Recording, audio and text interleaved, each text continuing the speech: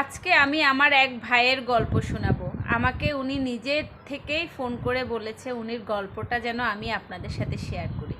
যদিও এই গল্পটা হরহামেশা অনেক ফ্যামিলিতেই হয়, তো চলুন পুরো গল্পটা শুনে। সত্যি আপনাদের সাথে অনেকের সাথে কিন্তু এই গল্পের সাথে মিলে যাবে। যদি ভালো লাগে আর যদি মিলে যায় অবশ্যই এই বোনটাকে ভালোবাসা দিবেন এবং পাশে থাকবেন।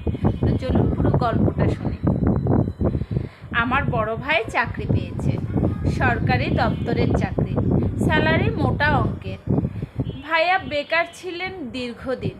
চাকরি পাওয়ার পর ওনার জীবনে অনেক কিছুই পরিবর্তন হয়েছে, তবে সবচেয়ে বেশি পরিবর্তন হয়েছে বোধহয় পরিবারে ওনার মতামতের প্রাধান্যতে।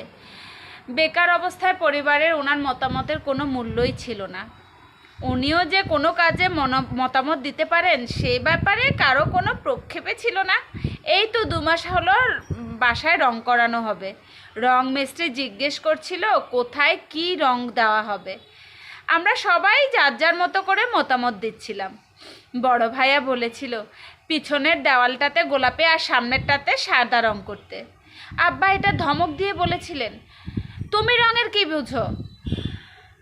অথচ এখন ছোটোখাটো বিষয় থেকে শুরু করে বড় কোনো কাজে ভাইয়ার মতামত নেওয়া হয়। আব্বা নিজ থেকেই জিজ্ঞেস করেন। সেদিন আম্মা গরুর মাংস রান্না করবেন। বড় ভাইয়াকে জিজ্ঞেস করছেন মাংস তরকারিতে ঝোল বেশি দিলে ভালো হবে না কম দিলে ভালো হবে। আম্মা বেশ ভালোভাবেই জানেন কোনটা ভালো হবে, তাও জিজ্ঞেস করছিলেন। ছোট বোন প্রায় ইউটিউব দেখে বিভিন্ন রেসিপি বানাতো। সবাই খাওয়ার পর ভাইয়া কখনো ভাগে পেতেন আবার কখনো পেতেন না। কিন্তু ইদানিং ছোট বোন রেসিপি বানালে সবার আগে ভাইয়ার রুমেই নিয়ে যায়।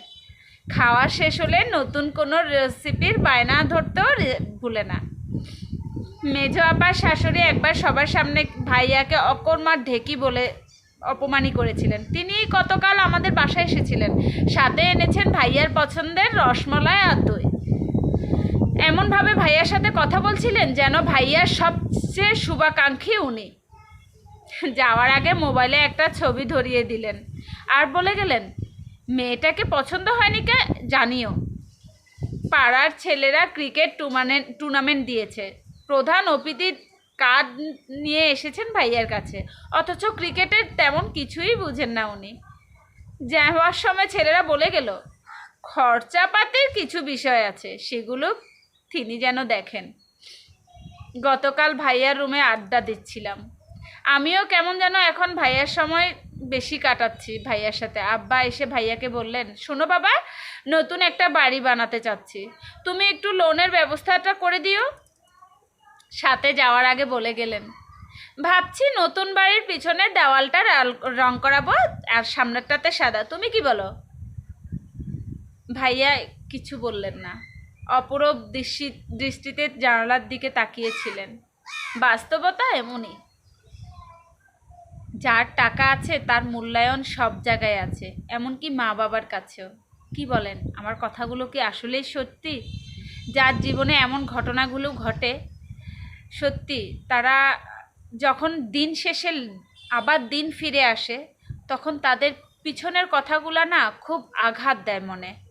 তো সবাই এ ধরনের কাজ থেকে বিরত থাকবেন, কাছের মানুষদেরকে ভালোবাসা দিবেন, টাকাকে না। কারণ জীবন বদলায়, সময় বদলায়, সবসময় একরকম থাকে না। ভালো থাকবেন, কথাগুলো ভালো লাগলে অবশ্যই ভালোবাসা দিবেন এবং পাশে থাকবেন। আসসালামু আলাইকুম।